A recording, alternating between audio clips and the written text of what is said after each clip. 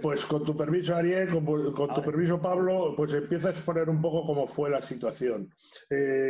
A primeros de marzo, y cuando ya empezó en Wuhan, en China, con los primeros episodios de coronavirus y se empezó a hablar de pandemia, pues en Europa la verdad es que estábamos viéndolo en los informativos, pero con la disciplincia y con la cosa de que se ve en la lejanía, cosas de los chinos que comen murciélagos y que comen animales que no deben y que al final se contagian de todo. El problema fue cuando saltó a Europa y, como sabéis, pues entró por Italia y en Italia empezaron a producirse los casos, sobre todo en la zona de Lombardía, en el norte de Italia. Eso ya empezó todo el mundo a alarmarse, pero en cambio las autoridades españolas pues lo tomaron con una cierta dejadez, diciendo que bueno, que aquí en España que no iba a llegar y si llegaba pues iba a ser muy aminorado. Eso determinó el no tomar medidas comunitarias de salud pública, que se celebrara el 18 de marzo, como sabéis, el día del feminismo, con cientos de miles de participantes en Madrid, la capital de España, y en todas las provincias españolas, y luego por distintos eventos de partidos de fútbol, de espectáculos, de actos políticos de grupos políticos españoles, y entonces pues determinó un contacto muy estrecho entre unas personas y otras. La explosión y la aparición del coronavirus en España fue absolutamente explosiva, dejando colapsados la salud pública y dando como lugar a que España, que presumía de tener la mejor sanidad del mundo o una de las mejores, nos encontramos con que teníamos a los mejores sanitarios, pero a los peores gestores sanitarios, políticos. Eso determinó, yo trabajo en la sanidad pública por las mañanas y por las tardes tengo mi consulta privada, y determinó que hubo una petición del Ministerio de Sanidad de no, todos nuestros equipos de protección individual, mascarillas, gafas de protección, pantallas, guantes, monos de cirugía, absolutamente todo lo que aquí en España lo llamamos EPIs, equipos de protección individual, pues todos los EPIs nos lo pidió el Ministerio de Sanidad, que coordinó con las 17 comunidades autónomas que constituyen España, para intentar recabar de toda la sanidad privada todos esos métodos de protección. Y al mismo tiempo decretó por orden, nosotros tenemos aquí en nuestro órgano de comunicación oficial, es el Boletín Oficial del Estado. Pues por órdenes y por decretos del Boletín Oficial del Estado nos consideraron a los dentistas nuestra actividad como esencial y que solo podíamos abrir para urgencias. Como sabéis, como saben, eh, si hay alguien que está adiestrado en las enfermedades infectocontagiosas, precisamente somos los dentistas. A nuestros pacientes no les sorprende vernos con guantes, con mascarillas, con equipos de protección, al fin y al cabo. Y entonces nosotros lo teníamos, pero fue el ministerio quien nos lo pidió que le donaran, porque se estaban llegando a hacer incluso batas con bolsas de basura para intentar el personal sanitario, principalmente médicos y enfermeros, como digo, para intentar aislarse del virus, y entonces pues les obligaba a lo antiguo de las bordadoras, gente que cosía mascarillas de tela, que cosía de batas de plástico con bolsas de basura, o sea, en una situación que hacía prácticamente del siglo pasado y de una forma muy así. De tal forma, y por acabar con esta introducción, como dato, os digo que España es el país del mundo aparte del número de contagiados a nivel de Europa, el país del mundo donde más sanitarios están contagiados y donde en proporción más sanitarios han fallecido.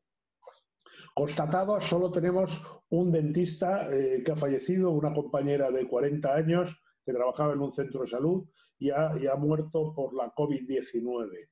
Pero compañeros muy graves, ha habido varios, y también las características nuestras por abrir por urgencias exclusivamente y los métodos de protección que aprendimos en su momento con el VIH y con hepatitis, pues posiblemente hemos sido dentro del colectivo sanitario el menos azotado por el COVID-19, por la COVID-19, perdón. Entonces, eso es más o menos la situación en la que estamos.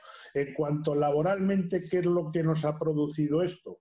Pues principalmente aquí en España la figura laboral es que somos autónomos la gran mayoría de los dentistas. Es decir, somos como pequeños empresarios que pagamos unas cuotas por tener las prestaciones sociales, tanto sanitarias como de pensiones. Oscar, sí. te interrumpo. ¿Podrías darnos una explicación sencilla de cómo funciona el sistema de atención en España? Porque acá nosotros tenemos, obviamente, la práctica privada, tenemos la seguridad social con una gran fragmentación en cuanto a quienes dan cobertura, tenemos prepagas, tenemos obras sociales, obras del Estado, las sindicales, a través de las cuales podemos facturar prestaciones, y también tenemos quienes trabajan en la salud pública. ¿Cómo es el esquema en España?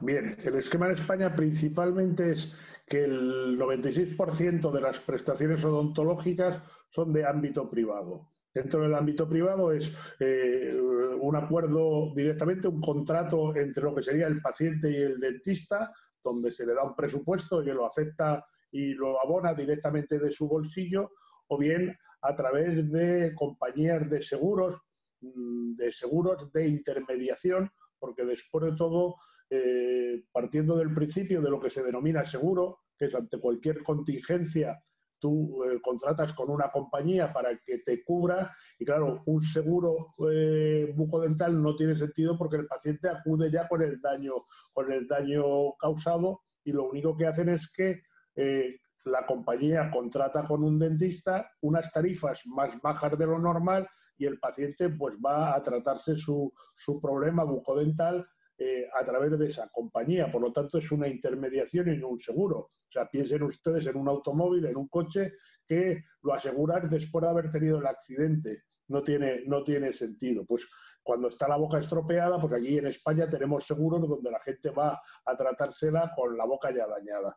Bien, eso es aproximadamente un 5% de los españoles que se acogen a los seguros privados.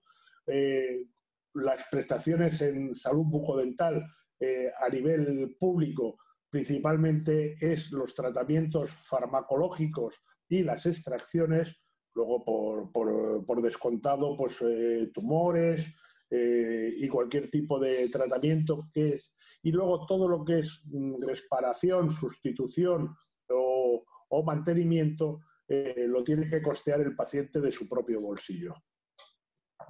A ver si te entendí. Solamente el 5% de la gente tiene cobertura prepaga. ¿Prepago es el seguro dental, estamos hablando? Sí. Sí, aproximadamente, sí. Solo el 5%. Pero normalmente, pero que es a base de unas tarifas pactadas que después de todo, al final, el paciente tiene que pagarlo de su bolsillo. O sea que en España la gran mayoría de las personas tienen que pagarlo de su bolsillo y no tienen intermediación de ningún tipo, la gran mayoría. Por eso digo que un 5% aproximadamente tendrán esos seguros. Bien, o sea que el 95% es práctica privada.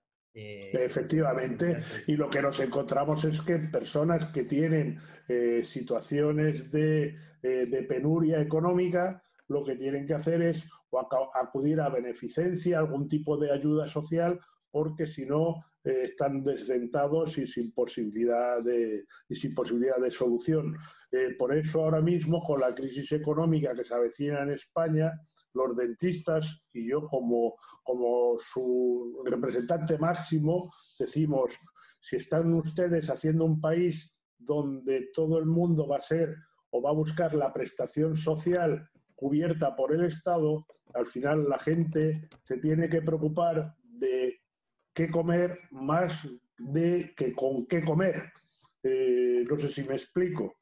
Sí. O sea, si la gente no tiene dinero para pagar la comida, ¿para qué se van a preocupar de con qué comer esa comida si no tiene dinero? Esa es la situación que estamos viviendo ahora en España. Bueno, no quiero entrar en valoraciones políticas, pero es la situación que se avecina, que nos retrotrae a hace casi 100 años, cuando en España vivimos la guerra civil. Pues estamos en una situación, Ariel, pues similar a la que nos vamos a encontrar con gente pues viviendo en unas condiciones absolutamente desastrosas, sin posibilidad de tener para comer.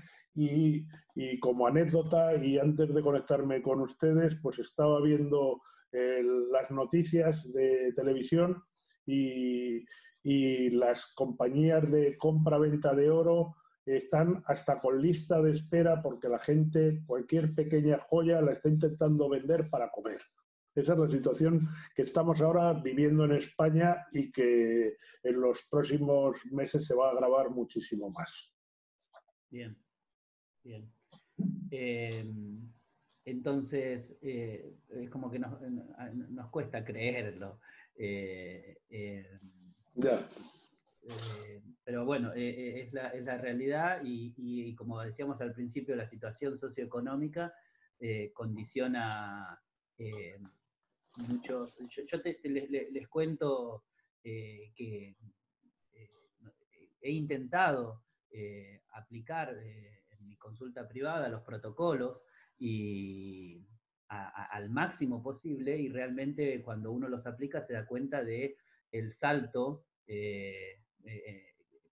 en cuanto a los costos que se produce es realmente muy alto, sobre todo pienso en los colegas que no tienen formación quirúrgica, que no se dedican por ahí a una especialidad determinada, que son odontólogos generales, que no normalmente no tienen incorporados todos estos elementos y procedimientos en los consultorios, y pienso cómo es que se va a poder sostener esto en el tiempo, si bien es como que entro en la disyuntiva entre lo que se debe y lo que se puede.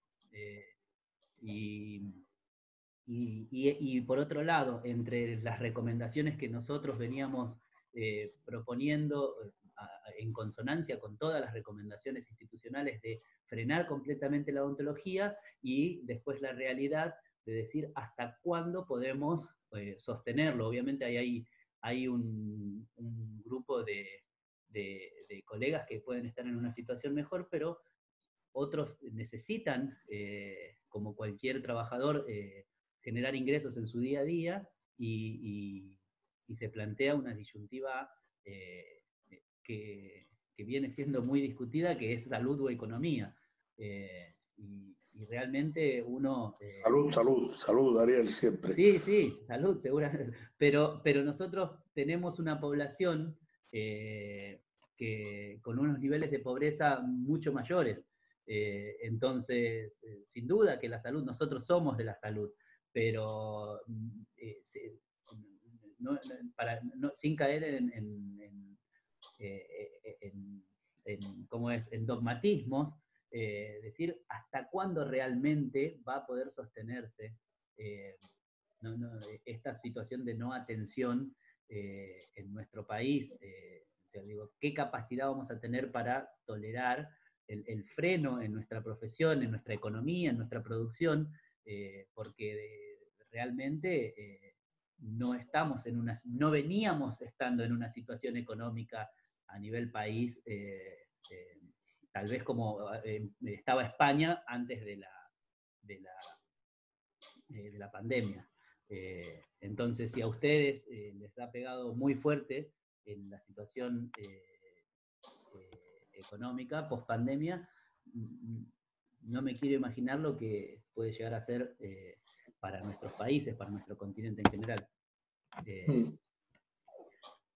Pablo, me gustaría escucharte. No tiene conectado el micrófono, Pablo. Tienes que habilitar el micrófono, Ariel. Ahí lo estoy. Ahora. ¿Pablo? Ahí está, me tenía silenciado porque Perdón. no podía yo. Claro, entonces, y te estaba haciendo señas, pero digo, no quiere que hable, no se me. No. Viste, yo soy muy obediente, me mantuve silenciado, me silencié.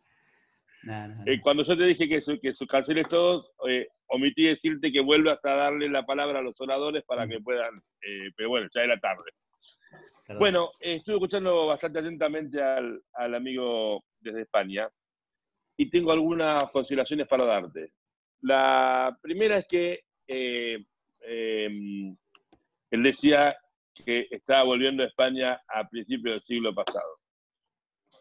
Nosotros tenemos esa experiencia de estas crisis porque cada 10 años volvemos a principios de 1900, así que más o menos que en eso estamos bastante entrenados. De hecho, tuvimos una que todavía nos está doliendo, que fue la del 2001, que creo que volvimos a fines de 1800. Más allá de esta cosa que parece graciosa, el argentino tiene un training en eso. Yo tengo 2 o 3 visiones diferentes respecto del problema que nos va a traer y que estamos empezando a afrontar. El primero es el lógico temor del odontólogo al contagio, la disparidad de, como decía Ariel, y eso lo hablamos anoche, y coincido perfectamente, la disparidad de entrenamiento de los odontólogos que tienen un poco más o más formación quirúrgica de los que no. Entonces, es cierto que las maniobras de protección están más adiestradas en los que tenemos formación más quirúrgica. Y eso es así, y no es grave porque tampoco es física cuántica, así que nos vamos a emparejar rápidamente, sin ningún problema. Hay que un poco pasar del miedo a la acción, que esto nos paralizó, y deberemos todos pasar del miedo a la acción y transcurrir esos famosos primeros días y utilizar las medidas que tenemos que utilizar. Ese es el primer aspecto, digamos, el aspecto de la asistencial de las barreras. El segundo aspecto, que no es menor, es quién va a hacerse cargo del costo de las barreras, del costo de lo más caro que es sentar a un paciente. Entre el tiempo que nos va a llevar la preparación del paciente, más dinero de estas barreras físicas, que muchas son descartables. Estamos aquí, ustedes tienen una relación en España, una situación diferente entre el paciente y el odontólogo. Nosotros aquí con las coberturas de salud que vos debés conocer, tenemos un precio tope que venimos en picada de hace 30 años, que estamos en una situación ya de que no aguantamos más previo a la pandemia, y ya esto fue el golpe de gracia. O directamente el odontólogo, que solo depende de los ingresos de una cobertura de salud, no lo va a poder hacer, porque el costo es superior al pago. Entonces, la ecuación es fácil, no se puede hacer. Entonces, y es de tanta disparidad la diferencia, que ni siquiera hay un punto de reconciliación cercano, digamos, no es un 30, un 50 o el doble, es 5 veces más. Entonces, esa es la realidad. Es un punto de casi no acuerdo, porque hasta quizás si fuera el doble del aumento el aumento del valor sería una cosa, yo lo estimo en 5 o 6 veces, con lo cual es casi imposible de arreglar en una negociación simple. Hay varias formas, estamos buscando varias formas. Una es la modificación de lo que llamamos programa médico obligatorio, entonces flexibilizar en edades productivas entre 15 y 65 años, que eso sea a cargo del paciente. Eso es una posibilidad. La otra posibilidad es que haya coparticipación del paciente en todas las prácticas, una parte de la cobertura, una parte del paciente, es otra posibilidad. habría que estudiarlo. Yo me inclino un poco más por la flexibilización del programa médico obligatorio en edades productivas, digamos de 15, 16. Pablo, Y sí. explica por ahí un poco cuál es el concepto y la implicancia que tiene el PMO en nuestro esquema de salud a partir desde que se aplicó. Bueno, el programa médico obligatorio data de la década del 90 y es la inclusión de todas las prácticas que deben estar incluidas por la cobertura de salud que fuera, por el financiador que fuera, sea obra social, por el trabajo, sindical o coberturas médicas prepagas. Todo agente que quiere intervenir en el sistema de salud, contratando profesionales, debe ceñirse a suerte de catálogo o de nomenclador de prestaciones y es la cantidad de prestaciones mínimas que debe cumplir. O sea, esto es para toda la medicina en general, particularmente en lo que es odontología, incluye todas las maniobras que no sean reconstrucción o rehabilitación protética, es decir, casi el 90% de lo que es odontología. Entonces, para todos estos hay un nomenclador nacional que está tan disparatado, que todavía está en australes, porque no se cambió el precio, perdón, en pesos no se cambió desde que se generó, con lo cual, nada, el precio es irrisorio. Entonces después cada prepago lo que hace es ponerle el valor que ellos creen. Si no hay un indicador mínimo del ministerio, es decir, esto vale tanto, sino que está con un precio antiquísimo, que no ha sido actualizado, entonces después es una relación contractual, si se quiere, privada, entre el financiador y el odontólogo, que fija un precio máximo, que obviamente es variable entre las prestaciones de servicios, pero no deja de ser irrisorio. El más alto es irrisorio, imagínense el más bajo, casi que duele la vista leerlo. Entonces, esta situación yo considero insalvable. Así como está, no hay forma de negociar, porque pedirle a alguien que tiene un valor que lo sextuplique mínimo para poder empezar a hablar, casi reconocer que antes hacía una cosa indebida, no se va a hacer. Así que me parece que la flexibilización para que el paciente participe con el pago, yo creo la única forma de poder acercar partes, si no, no hay posibilidad de acercamiento. Y hoy, como sabrán todos los que están aquí integrando esta conferencia, está la odontología prácticamente detenida, a excepción de algunas guardias en algunos lugares, está prácticamente detenida. Y eso, lamentablemente, trae o acrecienta el problema de no poder pasar del temor a la acción que tiene el odontólogo más frenado. Es decir, entre el temor al contagio sumado a la imposibilidad económica, está en una suerte de situación caótica que yo espero y quiero poder colaborar para dar una mano y para tratar de liderar este cambio. Nosotros por nuestra parte, la facultad, hemos solicitado una entrevista con el doctor Arnaldo Medina, que nunca me contestó. Ayer vi con mucho desagrado que recibió a un grupo de colegas que no sé quiénes son, un gremio de odontología que yo realmente desconocía, y nosotros como facultad no nos recibió, no sé por qué, la verdad que no tengo idea. Yo tengo su teléfono, había hablado con él cuando tuvimos que suspender las clases de los alumnos y después nunca más me contestó. Intenté contactarlo vía rector y tampoco pude hablar con él. Así es que, bueno, sí con el rector. El rector me prometió, me dijo que me iba a contactar, que me iba a llamar el doctor Medina y nunca lo hizo.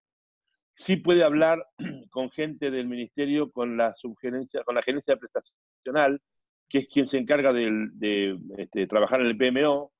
Se mostraron muy complacientes con nuestro llamado. Me dijeron que era un orgullo para ellos que la UBA se contactara para trabajar en esto. Por supuesto que no era hoy una prioridad, porque estaban con temas de pandemia y yo lo entendí. Dije, bueno, entiendo esto, pero quiero decirles que la odontología está detenida y en tanto y en cuanto no intervengamos va a seguir detenida. Y que le dije, no creo que suene como una amenaza, pero sí como una realidad. La odontología está detenida y lo seguirá si no intervenimos en esto. Quedaron en comunicarse, todavía no lo han hecho, así que eso es lo que tratamos de hacer desde la facultad.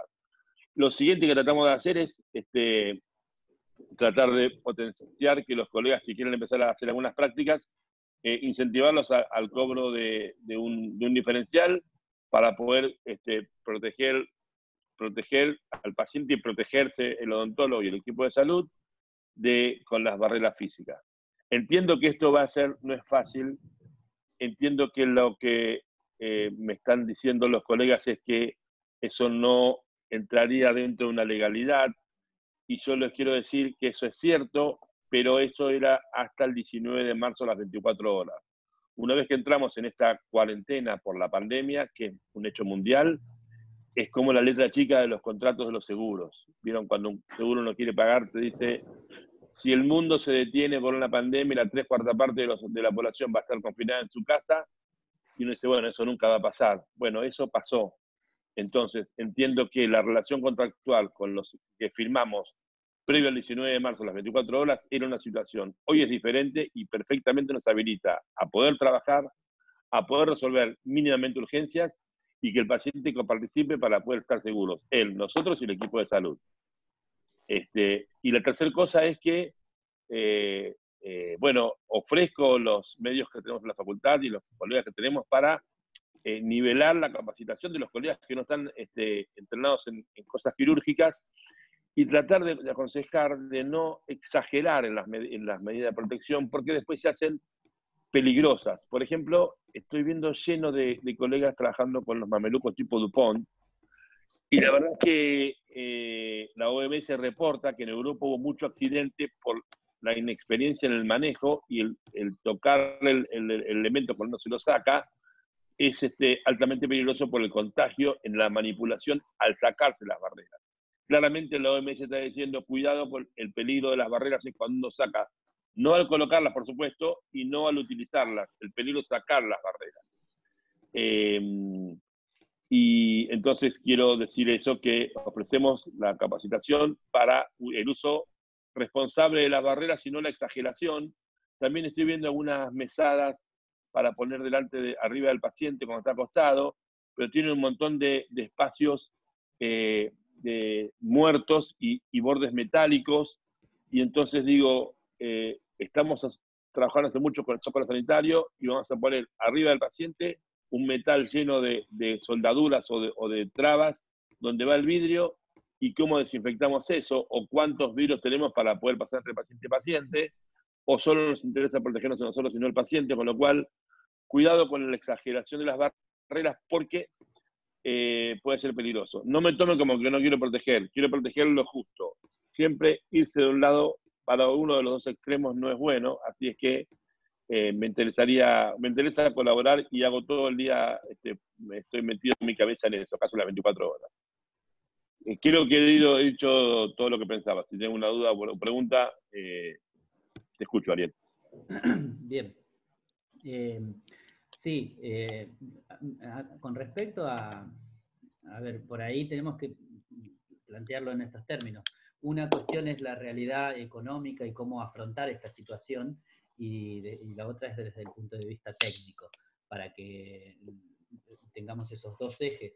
Desde el punto de vista económico, sin duda hay una corriente que pretende que no esté más el sistema de seguridad social, y entonces por eso te preguntaba al principio, Oscar, cómo eran ustedes, porque entonces nos pareceríamos un poco a la realidad de España hoy, que donde tienen el 90% de la gente sin ningún tipo de cobertura a nivel de salud odontológica, que en todos los órdenes de la vida eso traerá cosas buenas y seguramente algunas otras no tantas, pero que sin duda tenemos que ponerlo en el escritorio para discutir, porque no podemos, acá, Oscar, para que te des una idea, quien financia gran parte del sistema es el propio profesional, porque nuestros seguros tienen un montón de condiciones que hasta en algún punto se vuelven leoninas. Nosotros nos pagan a 90 días, pero si no nos pagan a 90 días, no pasa nada, nos pueden pagar a 120. O si el contrato era 30, nos pueden pagar a 60. O como está pasando hoy, que IOMA está atrasado en los pagos y nos pretende... Explicarle qué es IOMA. IOMA es una de las grandes obras sociales del Estado. Quienes trabajan en el Estado provincial tienen la cobertura a través del Instituto Obra Médico Asistencial, que es IOMA. Perdón la ignorancia. Comentale cuántos afiliados tiene, que yo la verdad que no lo sé. IOMA debe aproximadamente 2 millones de afiliados. Que no es menor, ¿eh? No. Es casi el 5% de la población. Sí, y en la provincia es mucho más, porque pensar que es solo provincial. Claro, sí, por supuesto. Y bueno, hoy hay una propuesta que prácticamente es una imposición para seguir atendiendo las urgencias durante el periodo de pandemia, sin habernos pagado los meses que hemos trabajado. En febrero, por ejemplo, no lo cobramos, y con la propuesta de que lo que hagamos durante este periodo de pandemia lo vamos a cobrar dentro de 60 días más. Con lo cual, vuelvo a decir, como dije al principio, quien financia gran parte de este sistema somos nosotros los profesionales, con el bolsillo de cada uno de nosotros, poniendo y atendiendo y sosteniendo nuestros consultorios durante el periodo que dura desde que uno atiende hasta que cobra, con todas las quitas que tiene en el medio. Entonces, este sistema, sin duda, debe ser rediscutido. Ahora, la realidad también es que muchos de los colegas viven pendientes de ese dinero que les ingresa. Entonces, la realidad económica es compleja, es muy fragmentada en la Argentina en cuanto a odontología. Por eso yo quería un poco entender cómo se les plantea a ustedes, Oscar, el manejo económico de los consultorios. Porque a mí me da la sensación de que en algún punto se vuelve cada vez más difícil que sea rentable un consultorio. Esta es la sensación que uno tiene. O sea, yo digo, cada vez me cuesta más la odontología, cada vez es menos redituable, cada vez tengo más trabas, y son trabas, como decía, administrativas, legales, usos y costumbres. Y uno entonces piensa, bueno, que se rompa todo esto y que me dejen libre de trabajar, que es lo que a ustedes les sucede. Entonces quiero saber si nosotros hiciéramos eso, ¿a dónde arribaríamos con una decisión de ese tipo? Bien, si me permites, aunque en España somos, y lo estamos centrando mucho en el ámbito económico, que entiendo que todos los compañeros que están escuchándonos pues les preocupa mucho el futuro, pero por contextualizar la cosa, en España somos 47 millones de españoles. Somos y tenemos censados 40.000 dentistas y más de 25.000 clínicas abiertas en toda España. La asistencia al dentista en España está en torno al 47% de asistencia. O sea, somos el país de Europa donde menos acude la gente al dentista y, por el contrario, donde más dentistas hay. Claro, eso crea una diferencia que aproximadamente las recomendaciones que tenemos es un dentista por cada 3.500 habitantes y estamos en una relativa aproximadamente de un dentista por cada 1.100 habitantes. Si contamos eso, que aproximadamente acude el 46%, pues son unos 400 y algo más pacientes que tocamos por dentista. Bien, esta ha sido la situación.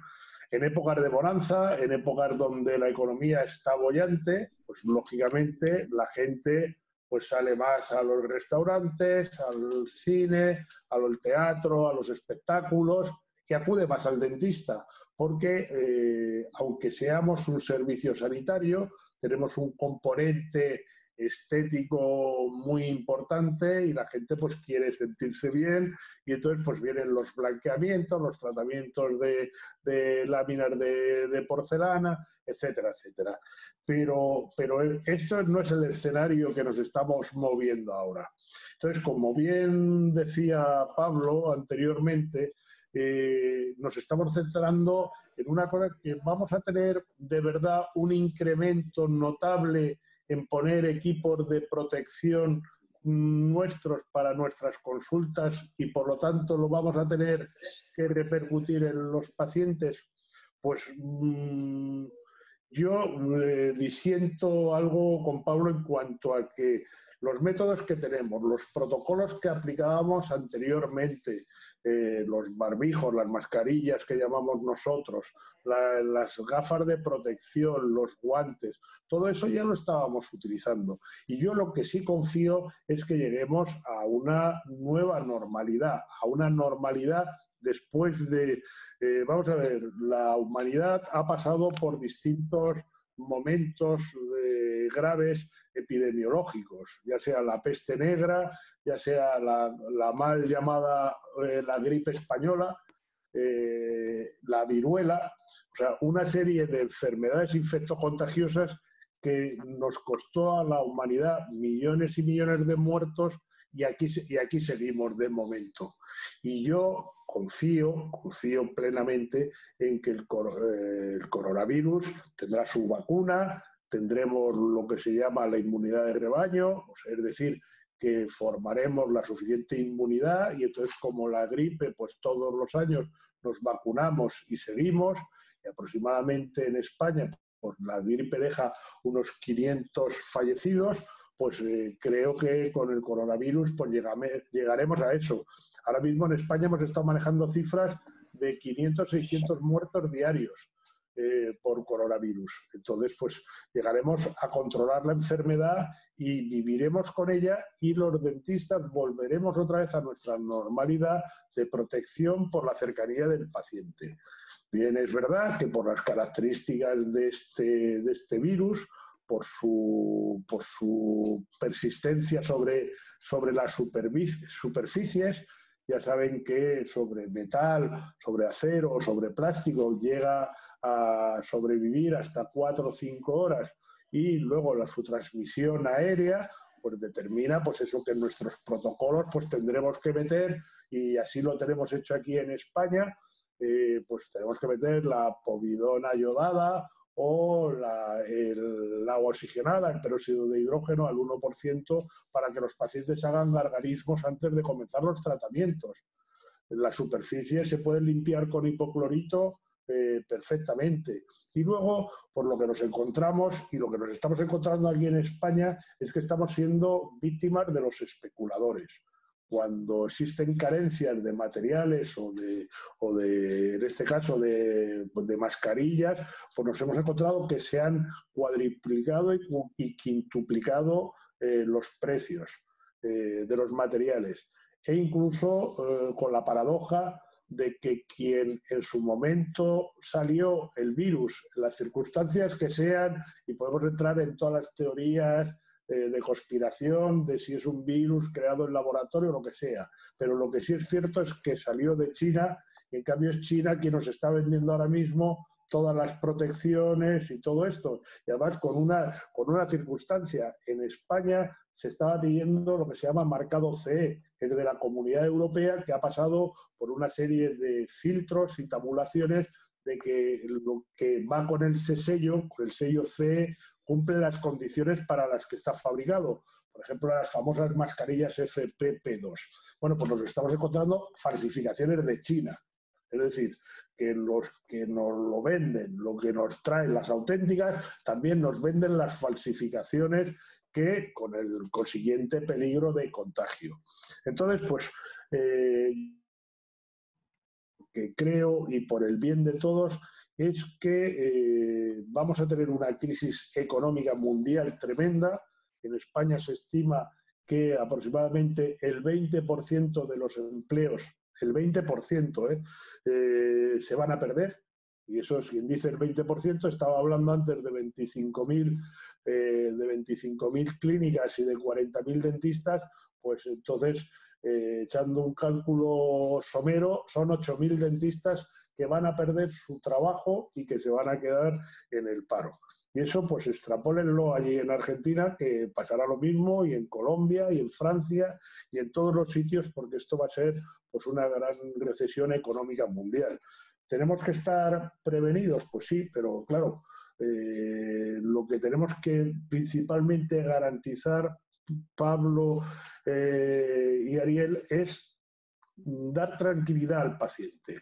Porque si nosotros, y además lo ha dicho Pablo antes muy bien, si nosotros, sin descuidar los métodos de protección, pero si nosotros atendemos a los pacientes como si fuésemos a entrar en el núcleo radiactivo de Chernóbil, y no sé si han visto imágenes por ahí de dentistas con monos, con máscaras, con doble filtro, con tal, que parece que están en un laboratorio de riesgo biológico 3, pues si los pacientes nos ven así, ya de por sí ya tienen temor económico, pues si encima le metemos temor biológico, desde luego vamos a precipitar nuestra caída sin ninguna duda.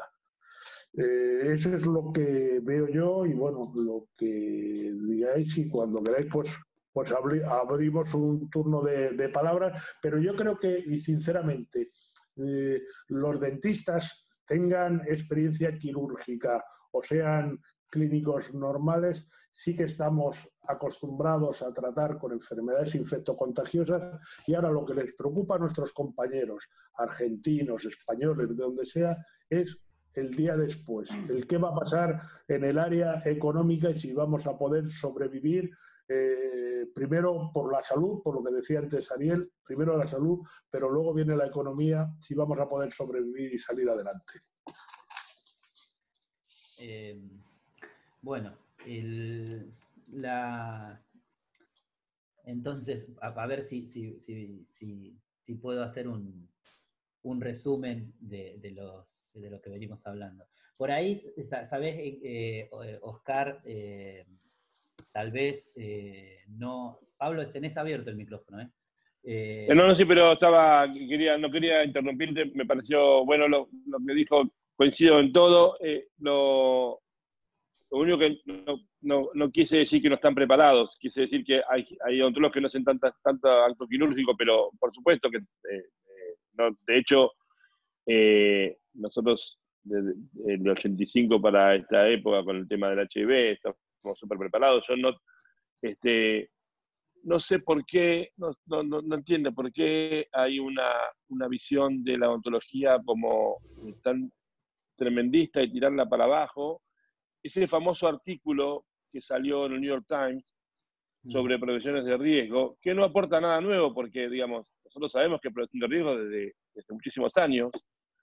Es un artículo raro, la metodología es rara, por decir una forma rara.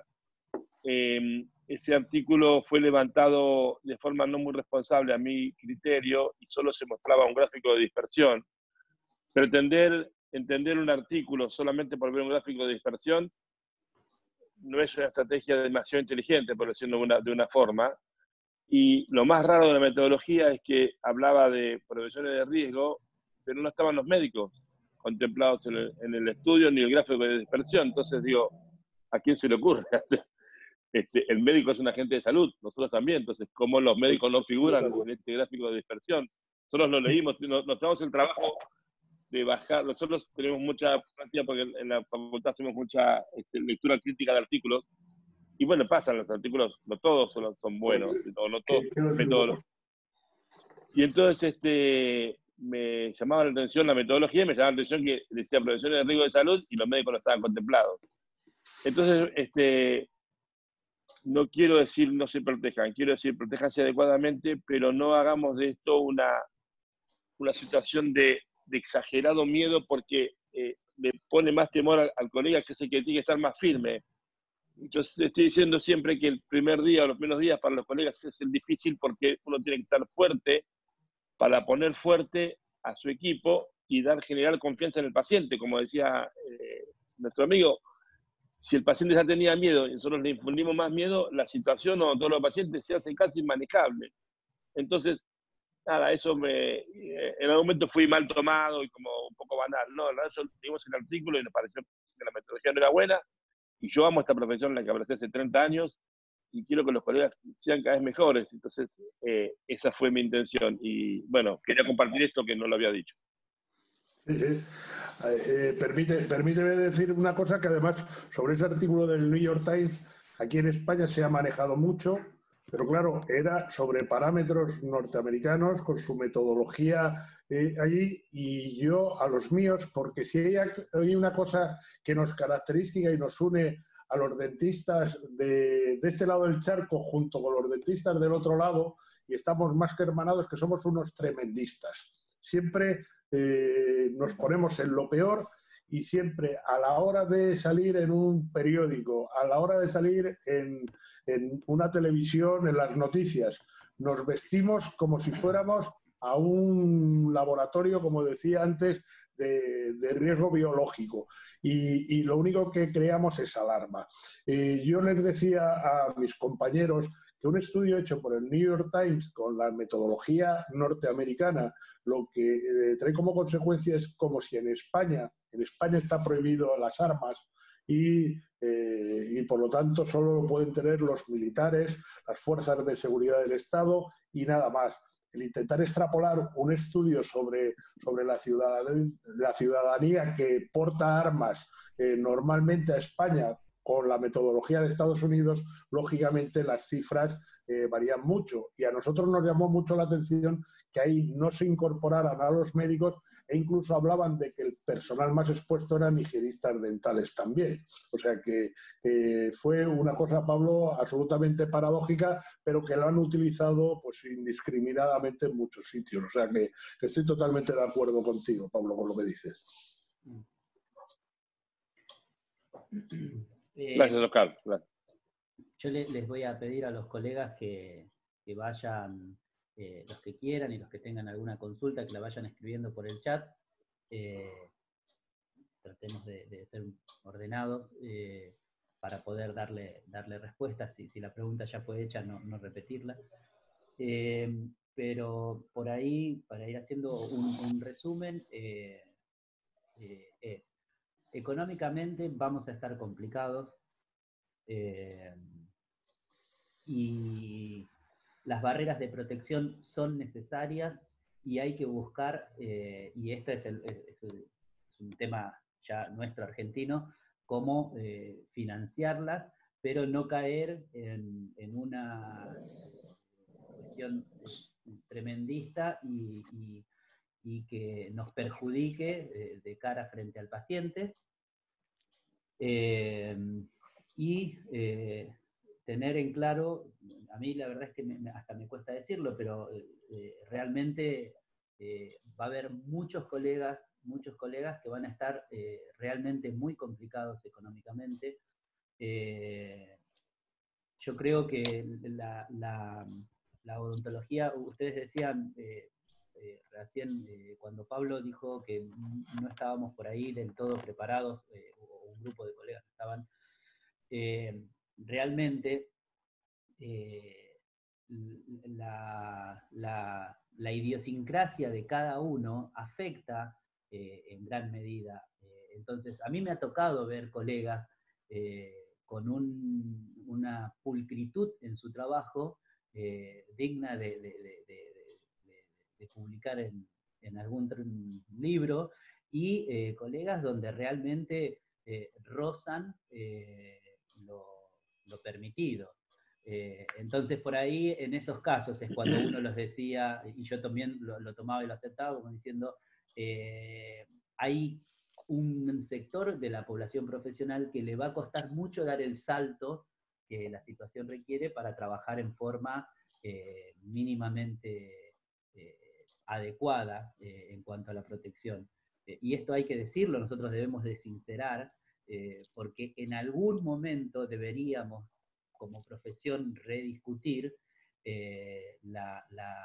la recertificación, la recalificación o algún método que permita, por ahí estoy errado y no tengo problema en decirlo y estar errado, que permita poner ciertos niveles en niveles mínimos.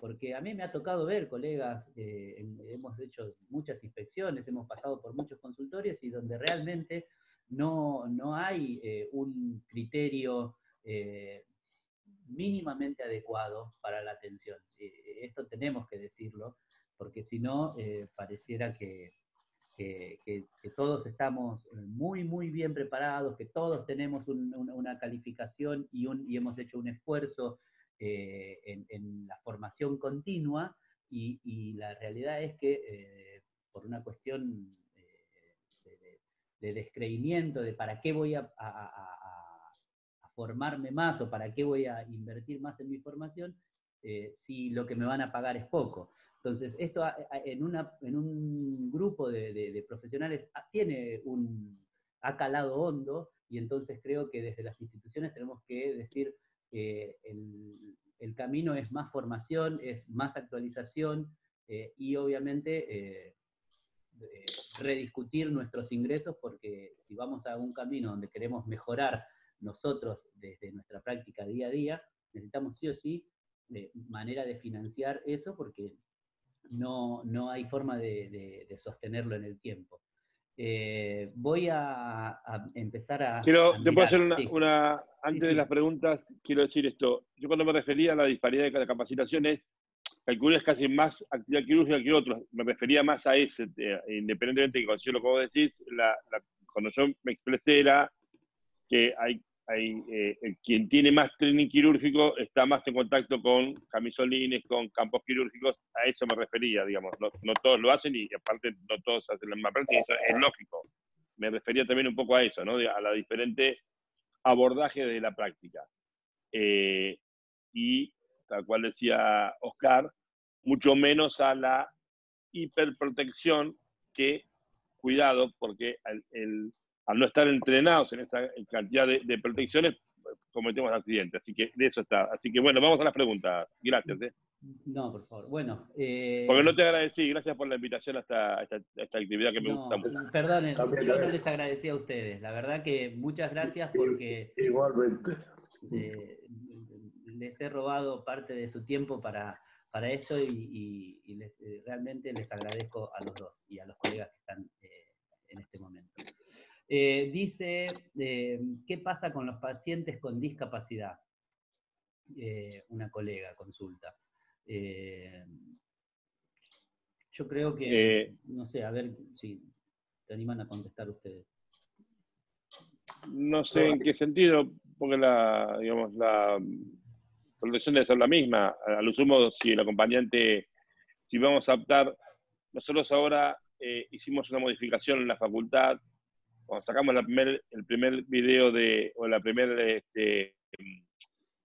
incorporación de la bioseguridad o la modificación, no incluimos barreras para el paciente. Ahora hicimos una modificación, porque esto es dinámico, y estamos sacando un PDF esta tarde o mañana con lo que habíamos hablado, más un par de modificaciones. Incluimos las barreras para el paciente, un camisolín, botas y cofia. Y en el caso del paciente con alguna discapacidad, si el acompañante debería entrar al consultorio, debería entrar con las mismas, lamentablemente. Si es que esa era la pregunta. En cuanto a la práctica, entiendo que no es la misma práctica, o sea, no hay una variación. Quizás intervenga más gente y más gente deberá estar con la protección, pero diferencia en tratamiento de la práctica no tengo registro de que haya que realizar. Si es que la pregunta, si está contestada así, sino que repregunte, por favor.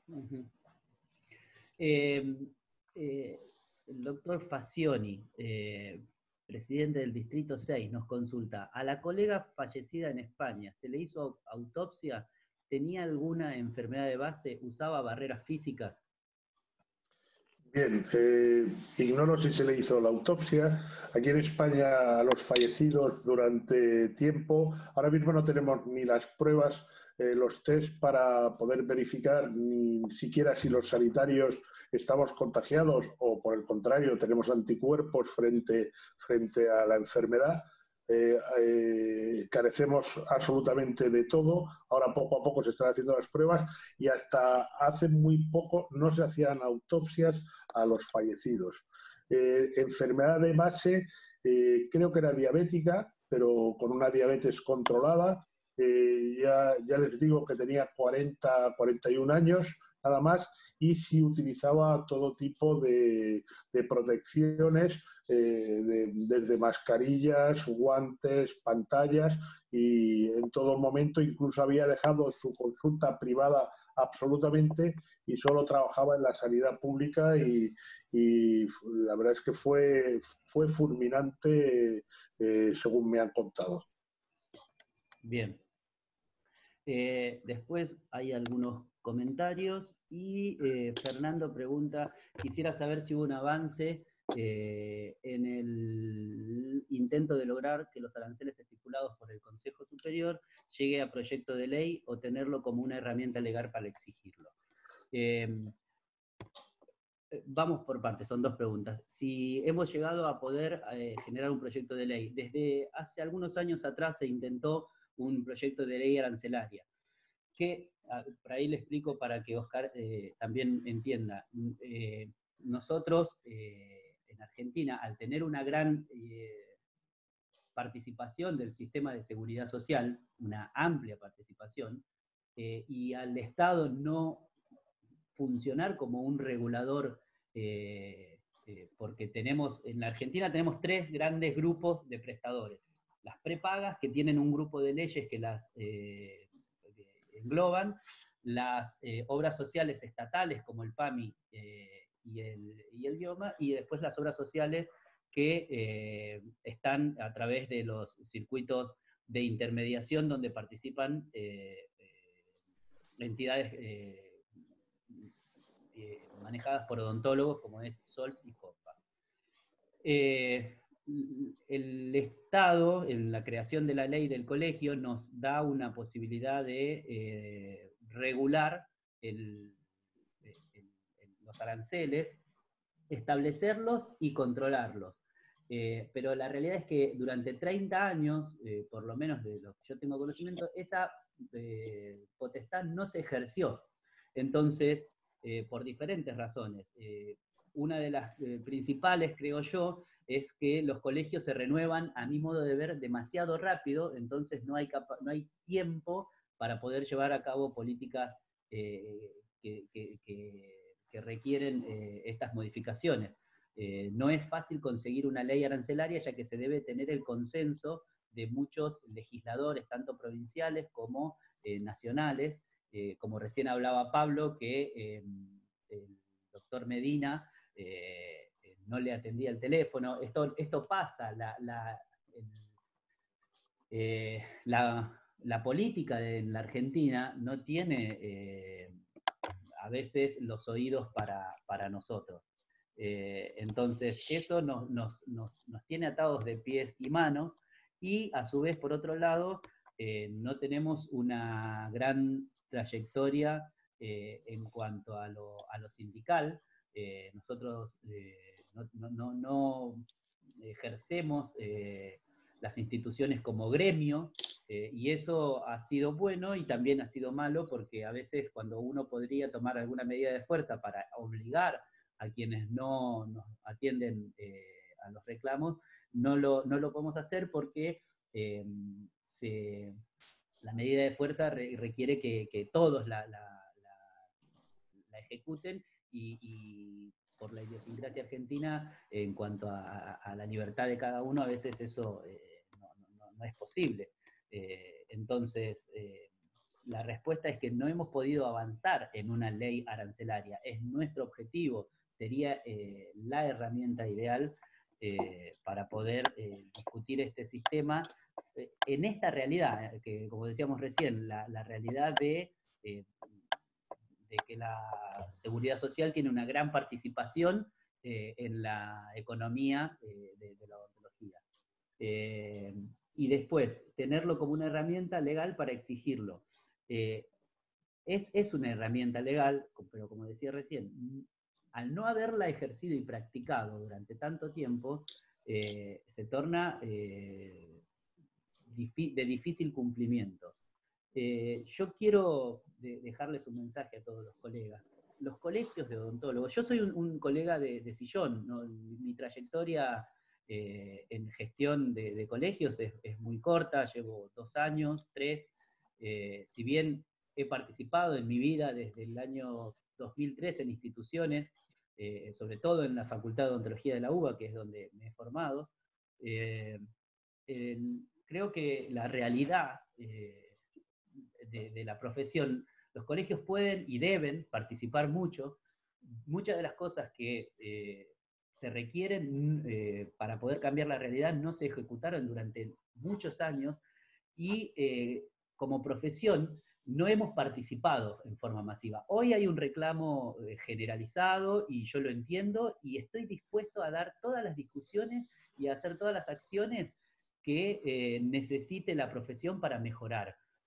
Pero no podemos borrar en un mes o en 15 días o en 3 meses o en un año, borrar de un plumazo algo que viene hace 30 años. Entonces, yo creo que no tenemos que bajar nuestros reclamos, tenemos que seguir insistiendo, pero también tenemos que ser colaborativos.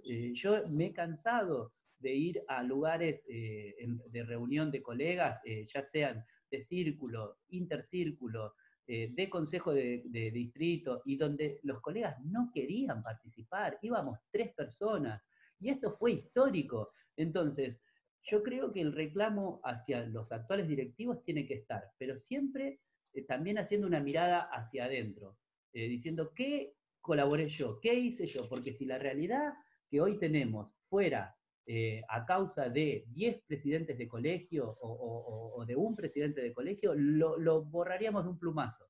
No es esa la situación. La situación es que la realidad que tenemos es a causa de todos. Todos hemos colaborado desde diferentes lugares y en diferente medida a que esta realidad hoy sea la que tenemos. Entonces, tenemos que aprender a coordinarnos cada vez más y mejor y no bajar los brazos. O sea, esta modificación que se quiere dar, que queremos dar todos, requiere de sostenerla en el tiempo, de tenacidad, para poder lograrla. No la vamos a lograr de un día para el otro, pero si insistimos, yo creo que es imposible que no consigamos los objetivos que nos planteamos. Hay que poner, a ver, alguna otra pregunta. Yo tengo un par, si querés, que estuve leyendo mientras. Yo quiero ir en orden para que no se nos salteen. Porque, bueno, está bien. Porque hay algunas que son recurrentes y te sacaban huevas de encima. Si bueno, pará. Había una que, el problema de los costos. Disculpa, Ariel. Ariel. Sí. Me preguntaban por ahí dónde podían hacer el curso que hemos hecho aquí en España desde el Consejo General y he puesto la dirección, no sé si la habéis visto, la he publicado para todos y no sé si se ve en alguna de... Si la pusiste en el chat se va a ver, de todas formas la vamos a subir a la página del colegio. Sí, no va a quedar... te la he enviado a ti también. Bien. Te la he enviado acá, a ti también y ahí... Sí, quédense tranquilos que el curso que nos habías ofrecido lo vamos a publicar, no va a quedar lugar a donde se desconozca de eso, así que lo vamos a subir, lo vamos a difundir porque realmente... Yo quiero decirte que el PDF nuestro va a estar subido esta tarde seguramente, con también las barreras físicas de protección, que es el video con una ampliación de la condición del paciente y unos gráficos para que lo tengan a mano. Así que eso va a estar subido. Ayer se terminó de ver por la Comisión de Bioseguridad a las 2 de la mañana, me lo mandaron. Yo lo mandé a la gente de informática, así que es cuestión de momentos de la informática de darle un PDF más poco prolijo y subirlo. Así que el recurso del día tiene que estar, ¿sabes? Colocado en la página de la facultad. Bien. Acá pregunta para el colega Oscar, ¿cómo se puede conjugar lo económico con los insumos extra que se requieren para protegernos y proteger a nuestros pacientes? Bueno, bien, aquí en España los honorarios, y por lo que os decía antes, los marca el dentista y ni los colegios ni el Estado se considera como una profesión liberal y de hecho tenemos un organismo estatal que se llama Comisión de los Mercados y Valores, en donde establece y defiende a ultranza la libre competencia.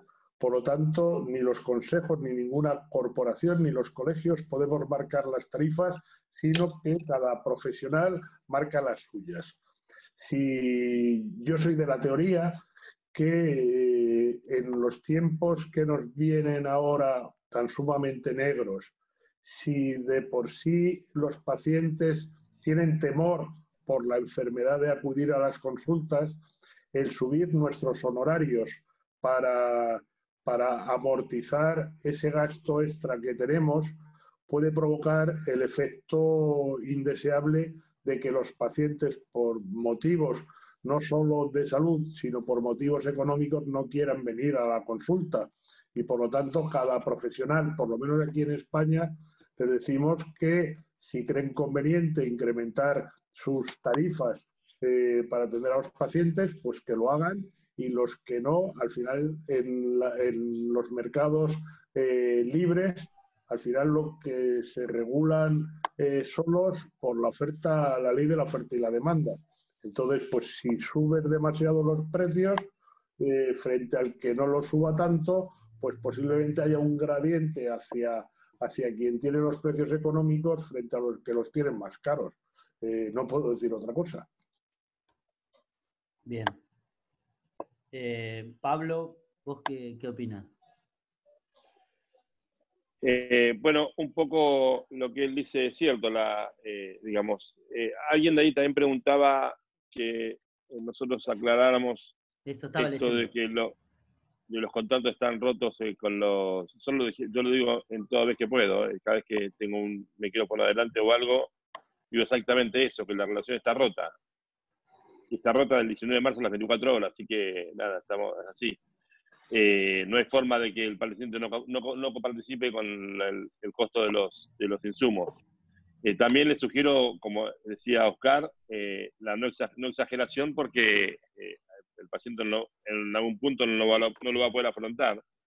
Y bueno, nos vamos a quedar sin recursos de pacientes. Así que en justa medida, sin escaparse para el otro lado, que ninguno de los extremos son buenos, me parece que la coparticipación del paciente está en la readecuación de los tratamientos.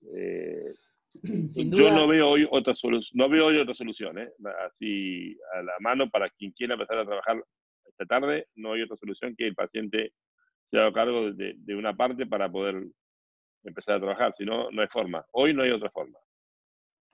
Sin duda que la temática de la estructura de costos y el conocimiento de cómo hacer un cálculo sobre las estructuras de costos individual para cada uno de nosotros va a ser una necesidad para poder tener una idea de cómo empezar a cobrar en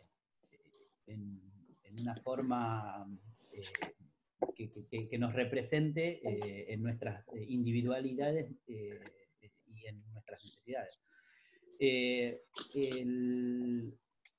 Una colega pregunta, acá Nicolás pregunta, ¿en España se está trabajando en alguna medida para mejorar el desfasaje en la relación cantidad de odontólogos por paciente o por habitante? Como he dicho al principio de mi intervención, en España los dentistas preocupamos más bien poco, que paguemos impuestos, pero no hay una verdadera legislación sobre los nuestros.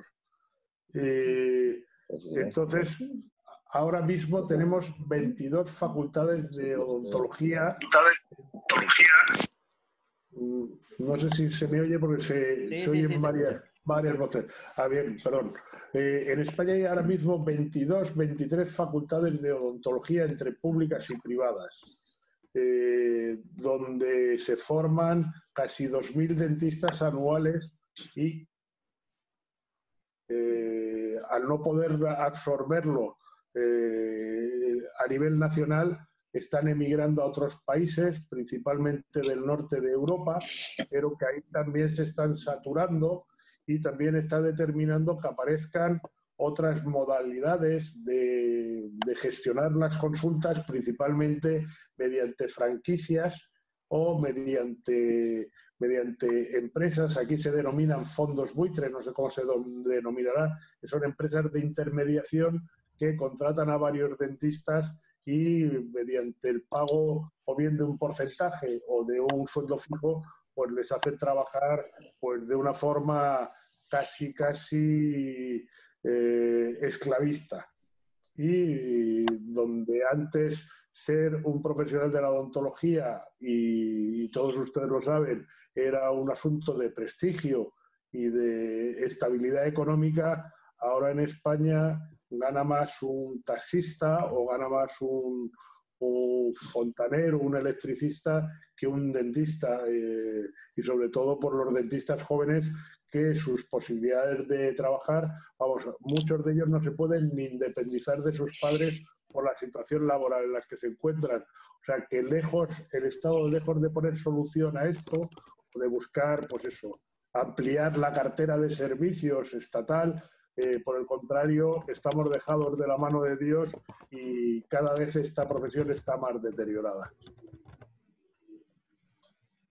Bien.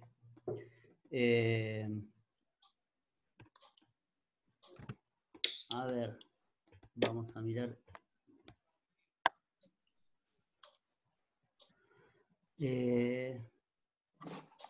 ¿Dónde vamos? Bueno, Enrique Pasión escribió varias. Ariel, mientras tanto contesto otra. En España sí, dale. Sí. Dale. Contesto esa misma que dice que en España fueron convocados para colaborar en el sistema de salud público. Pues no. En España solo estábamos abiertos para urgencia y solo en España se dan las circunstancias de o bien el odontólogo, que estudia 5 años de odontología, o el médico estomatólogo, que es médico primero y se especializa en estomatología, cosa que ya no existe. Yo soy médico estomatólogo. Entonces he estado viendo pacientes de coronavirus y al mismo tiempo viendo las urgencias odontológicas en mi centro de salud. Entonces he estado haciendo las dos vertientes, la médica y la odontológica, pero no han contado con nosotros y, como decía también al principio de mi intervención, nos engañaron como, y permítame, es una expresión española, no sé si se emplea allí en Argentina, nos engañaron como a chinos. Nos vendieron test de detección de anticuerpos con fiabilidad del 30%, en unas circunstancias donde hemos estado pues, en primera línea de batalla, pero con mucho peligro de contagiarnos. O sea, que no contaron con nosotros, pero el personal sanitario español ha sido el más contagiado del mundo y donde hay pues ya decenas de fallecidos. O sea que así estamos dejados por nuestros gobernantes aquí en España. Ariel, sí. Hay varias preguntas sobre los barbijos y eso genera bastante polémica. Si querés te doy dale. Lo que estamos viendo nosotros. La realidad es que nosotros el Ministerio de Salud, el área de Nación, estoy hablando, el área de odontologías, no el ministro ni el vice, sino la directora de odontología, la doctora Martinelli, se contactó con los decanos de las facultades para hablar sobre el protocolo de protección y nos lo enviaron y ellos hicieron una búsqueda, como hicimos nosotros, y no hay suficiente evidencia en el 95 sobre el tricapa quirúrgico. No están encontrando. Y primero que no hay artículos sobre el COVID, sino sobre influenza. Y no hay diferencia significativa entre ambos. Así que el doble tricapa quirúrgico no está... Yo prefiero, si me preguntan hoy, que usen tricapa quirúrgico y no el N95 mal usado como lo están usando, porque el N95, si no se debería ponerse al inicio de la jornada, no tocarlo, retirarlo, y si lo van a seguir usando, hay que dejarlo en un protocolo de 14 días sin usarse, que hay que usar un barbijo por vez que se toca y se coloca en la cara, porque si el barbijo es sacado y puesto todo el tiempo, es muy alto el riesgo de contaminación. Entonces, si van a tener la precaución de tener 15, uno por día, y almacenarlos hasta que el ciclo viral se cumpla y luego volver a usarlo bien, si no, es un poco riesgoso. Yo prefiero que se cuiden usando un tricapa quirúrgico, aunque sea en aerolización o doble capa tricapa quirúrgico, y no poner y sacar tantas veces el N95 porque realmente es peligroso. Eso es la visión que nosotros estamos teniendo y que el Ministerio de Salud está por publicar con su protocolo, que lo calculo que en breve. Entonces me preocupa un poco en la manipulación de poner y sacar el N95, que ya de por sí no es fácil porque tiene doble tira, una tira elástica, bueno, distintas marcas, ¿no? Primero que el original de 3M no está, casi no hay en el mercado, y lo que hay son algunas de otras marcas. Las tiras son incómodas de colocar y sacarlo, así que el hecho de toquetearlo, si es que ya tuvo un uso, lo veo peligroso. Me da miedo el accidente del toqueteo del barbijo. Yo con eso, aquí en España ya sabéis que se llaman mascarillas, lo que vosotros llamáis barbijo. Ha habido mucha polémica por lo que os decía del gran número de falsificaciones que nos hemos encontrado, la escasez y la especulación. O sea que si todavía no hay problemas en Argentina con conseguir las mascarillas, mucho mejor. Hay también estudios sobre... Mascarilla, disculpa, las llamas al barbijo que llamáis vosotros, sí. Al común, Sí. al tricapa. No. Nosotros habitualmente utilizamos lo que se llama la mascarilla quirúrgica, y luego están las FPP2 y No, las también, sí, FPP3. el barbijo quirúrgico. Exactamente. Entonces el quirúrgico... Vos aconsejás el uso del quirúrgico. Claro, entonces lo que se recomienda ahora mismo es que se utilicen mascarillas FPP2, y para conseguir que duren más, que se ponga una mascarilla quirúrgica por encima de la FPP2. Pero también tiene unos inconvenientes, que es que aunque filtra de las partículas del tamaño del coronavirus, y por lo tanto no penetran y tiene una efectividad de cerca del 80%, también es verdad que disminuye el caudal aéreo, con lo cual está provocando al dentista que lo utiliza una hipoxia de uso continuado, que también le puede afectar y puede tener otros efectos secundarios, que nos está protegiendo contra el coronavirus, pero también nos está provocando otros efectos. Por lo tanto, hay que contextualizar, utilizarlo en los momentos que se van a provocar aerosoles, en los momentos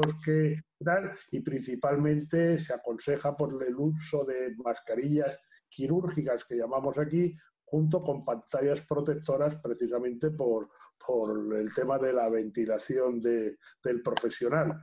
Lo mismo que hay que tener en cuenta, y se hablaba también por ahí, del personal auxiliar. El personal auxiliar, yo no sé si en Argentina existe la figura de higienista dental y el grado de capacitación que tiene. Bueno, el personal auxiliar de la consulta, pues también lógicamente hay que protegerle, y que en un momento determinado pues también puede ser motivo de consulta. O sea, motivo de cuidado, sobre todo para la transmisión del coronavirus. Bien. Entonces, pregunta Liliana, lo aconsejado es doble tricapa ioquirúrgico y pantalla quirúrgica. La pantalla facial, digamos, ¿no? Pantalla facial. Sí, con una con un agregado. Hay algunas que son muy cortas, si se puede ser un poquito más larga, si consiguen un poquito más larga que tome parte del cuello, tanto mejor, ¿no? Porque he visto algunas que apenas llegan al borde mandibular y me parece corto. Si puede un poco más larga sin incomodar, eso es Claro, Pablo, bastante más práctico. y lo que hay que, disculpar, y lo que hay que tener en cuenta es la creación de aerosoles, es decir, la utilización de turbinas, de los equipos de ultrasonido para hacer tratrectomías. O sea, eso crea aerosoles y por lo tanto nos tenemos que proteger mucho más. Entonces, depende del acto que vayamos a hacer, pues entonces claro, por tenemos que supuesto. utilizar una cosa u otra. Sí, yo estoy, digamos, siempre hablamos del acto peor, que es la aerolización, que prácticamente, porque ahí alguien preguntaba para la urgencia o para el tratamiento. La urgencia, lamentablemente, incluye aerolización, porque si hay una extracción que se complicó o un tratamiento endodóntico, lamentablemente, indiscutiblemente hay que aerolizar, no hay forma. Entonces, la urgencia incluye aerolización. Entonces, preparemos para eso, porque si no, no es urgencia, digamos, si no hay manejo de urgencia en el que hay que colocar una pinza o un rotatorio para para eliminar una carie, no es urgencia, con lo cual la urgencia incluye muchísima aerolización, lamentablemente. Lo que nosotros también estamos trabajando, aconsejando es en la aspiración de alta potencia, lo más cercano que se pueda al generador de aerosol, ya sea turbina o cavitador, porque esto disminuye bastante la aerolización. No la impide, por supuesto, pero disminuye bastante. Y la otra es, dentro de las posibilidades, también lo digo, tratar de utilizar rotatorios que generen menor cantidad de vueltas, como los contrágonos multiplicadores, que al ser eléctricos, si bien van también se mueven con forma neumática, generan 200.000 vueltas máximo, y eso es una disminución en la producción de aerosoles, que no es garantía segura, pero baja las probabilidades. Pregunta el doctor Facioni, ¿qué otra profesión de salud utiliza instrumental que produzca aerolización? Si no usáramos la turbina, nos igualaría a los médicos que hacen intubaciones o a los otorrinos. Evidente, pero es que utilizamos turbinas y por lo tanto no nos igualamos, porque nosotros creamos más aerosoles, pero también nos protegemos más. O sea que, si se fijan, los otorrinos cuando intuban no van tan protegidos como nosotros, ni muchísimo menos. O sea que las turbinas, las jeringuillas de agua, de aire, los aparatos de ultrasonido, pues todo eso crea aerosoles y lógicamente, pues conociendo el peligro, o sea, tenemos que saber cómo combatirlo y neutralizarlo. Bien, consulta la siguiente. Si tenés que usar turbina, ¿cómo manejamos después el tema de los ambientes? O sea, ¿cuánto tiempo dura el virus en el aire? Y después, si el piso se limpia con hipoclorito, ¿y a qué porcentaje? Quiero responder eso. Pablo, si quieres tú, pero vamos, todo eso ya lo tenemos en los protocolos hechos, o sea que creo claro. que los protocolos vienen todo. Solamente no hay evidencia sobre el tiempo del aire, porque lo que hay in vitro no es extrapolable a lo in vivo, porque hay diferentes temperaturas y presión en los distintos climas, con lo cual, si bien es un virus que tiene cierto peso y cae más o menos rápido, la verdad es que traspolarlo a lugares con diferente presión ambiental y diferente temperatura hace bastante difícil. Y como decís vos, la contaminación de superficie de todos los elementos es de regla. Así que fricción de un minuto con los elementos que ya hemos dicho varias veces están en todos lados. No sé si quieren que lo expliquemos, me parece necesario. Coincido con los casos. Aparte, tengo un compañero que está participando también y me manda a través de nuestro chat, y no nos olvidemos nunca del dique de goma, que también ayuda a aislar, por supuesto. Y evita también pues ese contagio y esa nebulización. Sí, todos los procedimientos que pueden ser bajo aislamiento absoluto están. Es igual, los protocolos que tenemos colgados en todas las páginas están, así que... Gracias, Nacho, por recordarme el dique de goma, que se me había olvidado. Bueno, vamos a empezar a ir cerrando para poder liberarlos. Yo muy agradecido, seguramente haya preguntas que hayan quedado, seguramente no todo lo que hayamos dicho ha sido lo correcto, lo adecuado, pero creo que muchas de las motivaciones de lo que uno hace vienen dadas por el sentido común. Creo que rescato mucho las palabras de los dos en cuanto a que tomemos las precauciones, fíjense, nos informemos en los lugares a donde hay que ir, a los protocolos institucionales, pero que lentamente deberíamos de empezar a pensar nuestra vuelta. Sería muy largo, yo te quería preguntar sobre las fases que iban a implementar ustedes, Oscar, para volver, pero creo que en las páginas de ustedes han colgado y están en eso, así que seguramente repliquemos esa información. La verdad, vamos a pasar un momento histórico complicado, pero que somos profesionales, somos, como decía Pablo, resilientes a las catástrofes los argentinos, y bueno, tendremos que sacar todo nuestra sapiencia para poder volver a la normalidad.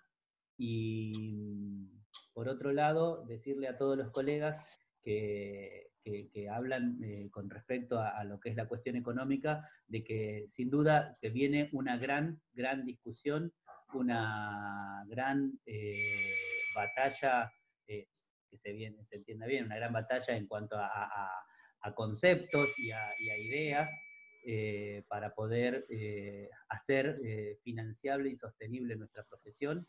Y creo que las instituciones y los colegios